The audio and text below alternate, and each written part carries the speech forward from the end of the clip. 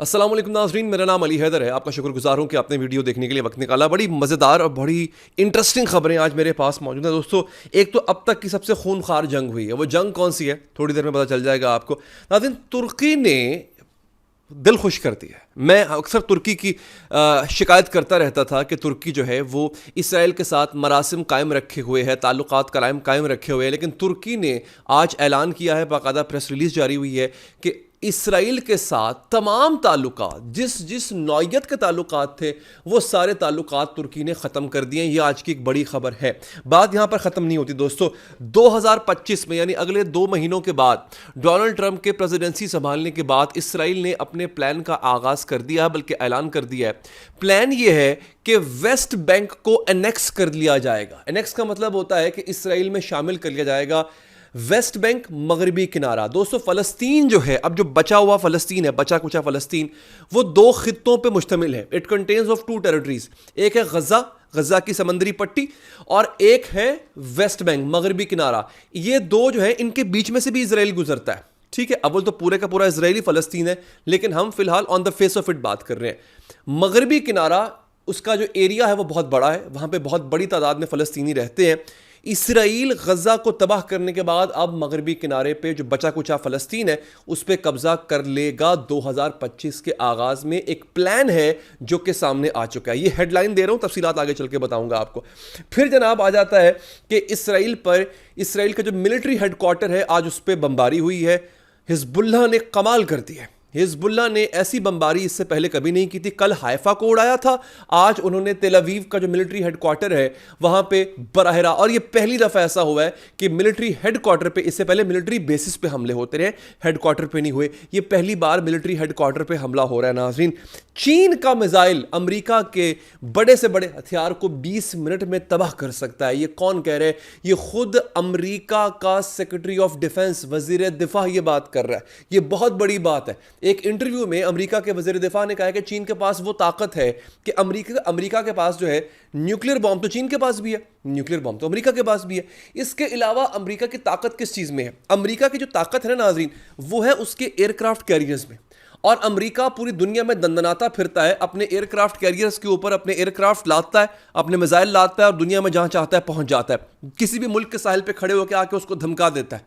लेकिन चाइना के पास ऐसे हाइपरसोनिक मिसाइल्स मौजूद हैं। खुद अमेरिकी वजीर दिफा कह रहा है कि 20 मिनट में वो अमेरिका के 10 के 10, अमेरिका के पास 10 एयरक्राफ्ट कैरियर हैं, और 15 मिसाइल चाहिए हैं चाइना को अमेरिका की सुपर पावर को ख़त्म करने के लिए। ये इतनी बड़ी स्टेटमेंट अमेरिका का वजीर दिफा दे रहा है। और अमेरिका जो है वो चीन से इससे पहले वॉर गेम्स जो हुई हैं उसमें हारा भी हुआ है। ये बड़ी इंटरेस्टिंग है, मैं आपको सुनवा भी देता हूँ दोस्तों। ये सुनिएगा ज़रा। ये मेरे सामने इस वक्त, ये मेरे सामने इस वक्त वो उसका इंटरव्यू खुल गया। In the past X number of years, सुनिए। the Pentagon is in the book the exact amount of years, but in the past X number of years, 10, 12, 15, the Pentagon has a perfect record in all of its war games against China. We lose every time. Inside the Pentagon war games. Wow. We know what our real capability. You see, we didn't even get to this part of the war on warriors. I mean, the military-industrial complex, the way we procure weapon systems. ये सुनिएगा, वो कहता है पिछले 15 सालों में China ने और अमेरिका ने जब भी वॉर गेम्स की हैं, उन 15 सालों में अमेरिका का रिकॉर्ड है क्या? अमेरिका हर बार हारा है। ये बहुत बड़ी खबर है। ये अमेरिका का डिफेंस मिनिस्टर बात कर रहा है। कैसे वॉर गेम्स क्या होती हैं दोस्तों? एक होता है जंगी मशकें, एक्सरसाइज होती है, एक होती है वॉर गेम। दोनों मुल्कों की फौजें आपस में वो गेम खेलती हैं कि किसकी फौज ज्यादा ताकतवर है। अगर जंग हुई तो कौन जीतेगा, कौन हारेगा। उस गेम के अंदर, उस मसनूई जंग के अंदर पिछले 15 सालों में चाइना हर दफा जीता है और अमेरिका हर दफा हारा है। ये कौन कह रहा है? अमेरिका का जो है वो न्यूज सेक्रेटरी ऑफ स्टेट, वो ये बात कर रहा है। आगे सुनिएगा। You know, we're always the way our system works, the way our bureaucratic system works, where the speed of weapons procurement works. We're always a decade behind in fighting the last war. हम China से जंग में, हथियारों की manufacturing में 10 साल पीछे हैं। ये सुन लीजिए। Whereas China, we have you know, what did Rumsfeld say? You go to the war, the army you have.